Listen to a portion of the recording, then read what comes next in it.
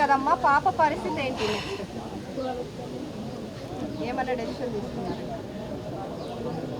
Madam? మేము బాధలో ఉన్నాము. పాప పరిస్థితి ఏం చెప్పమంటారు చెప్పండి? ఆ పాప వాళ్ళ అమ్మ కోసము ఏమి జరుగుతుంది, మా అమ్మకని తెల్లవార్లు నిద్రపోకుండా మా అమ్మ గొడవ జరిగింది అని కాపలా ఉన్నది. మా మనవరాలు ఆమె కాపలా ఉన్నది. వాళ్ళ అమ్మని రక్షించుకోవడానికి కోసమే వాళ్ళ అమ్మతో ఉన్నది. వాళ్ళ అమ్మకి ప్రమాదం జరుగుతుందని చెప్పేసి ఆమె వాళ్ళ అమ్మతో ఉన్నది.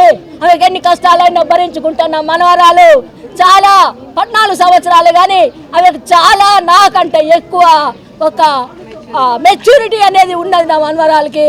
అందుకోసము ఆమె అమ్మాయి ఏమంటారు అనేది మీరు అడిగితే మేము ఏం చెప్పమండి. ఆ అమ్మాయి కూడా నిర్ణయించుకుంటుంది. మనం అందరం ఉన్నాం కూడా, మద్దతు చేస్తాం కదా, ఏ సమస్యలు ఉన్నా ముందర ఉంటాం కదా. ఇదే స్ఫూర్తి, వాళ్ళ అమ్మ స్ఫూర్తిదే ఆమె నేర్చుకుంటుంది.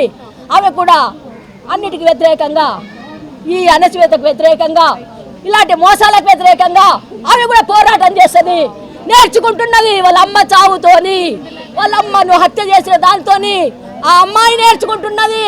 ఈ మగవాళ్ళు ఎంత మోసకారులు ఉంటారో ఆమె చిన్న వయసులోనే ఆమె అనుభవించింది, నేర్చుకుంటున్నది. అందుకోసమే ఆ పాప నిర్ణయించుకుంటుంది. మనం అందరం ఉన్నాం కదా ఆమె కోసము, అదే తెలియజేస్తున్నాను.